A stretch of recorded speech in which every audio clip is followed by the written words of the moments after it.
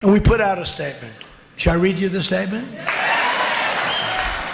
Donald J. Trump is calling for a total and complete shutdown of Muslims entering the United States until our country's representatives can figure out what the hell is going on.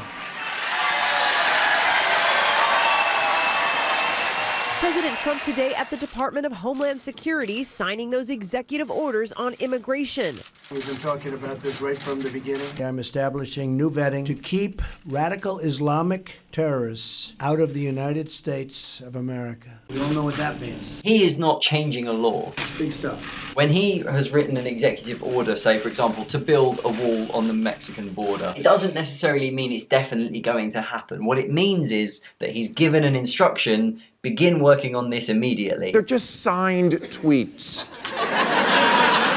You know, we're gonna build a wall, done.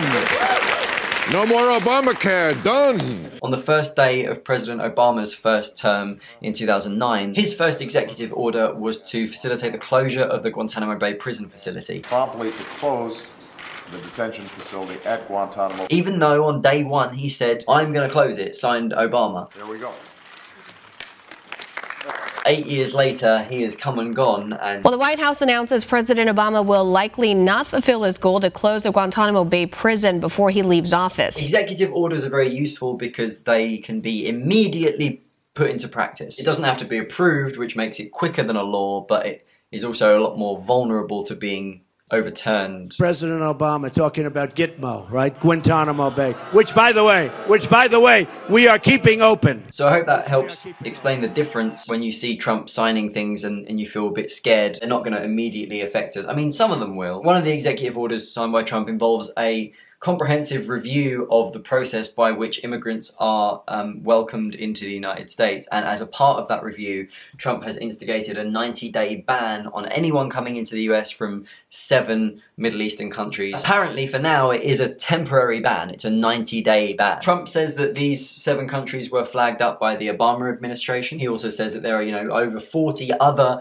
Muslim majority nations that are not affected by the ban. So it's not a Muslim thing. It's just a visa thing. What I've seen, whether or not you believe this, tends to come down on what you already feel about Trump. If you think that he's an ignorant, bigoted racist, then to you, this is just more proof that he is covertly trying to deny Muslims access to the United States. If you believe that Trump is trying to do good things for the country, then this is just another example of him doing that. He's putting a temporary ban in place to look after the people and keep the borders secure and safe. Say whatever you want about Trump so far, he's certainly coming good on his promises in a way that I've never seen any politician do before. The problem is I don't really agree with any of his policies. I don't know if it's too early to judge what his intentions are or what the outcomes will be until we've got a bit further into that 90-day stretch of time. I do know that there's not really much of a precedent for a president outright banning people from the country. It's been claimed that Obama stopped Iraqis from coming into the US in 2011, which isn't true.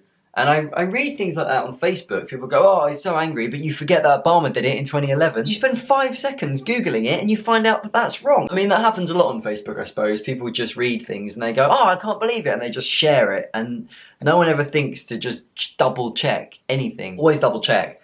Everything I'm saying in this as well, always double check. I don't feel scared for America. I find the whole thing very fascinating, and possibly that's because I'm a privileged white person and maybe I can't relate to the problems that some of America will be facing. But also, there's always change. Everything's always changing. Well, how do I scroll through my list of artists? How do I do this? I just take my finger and I scroll.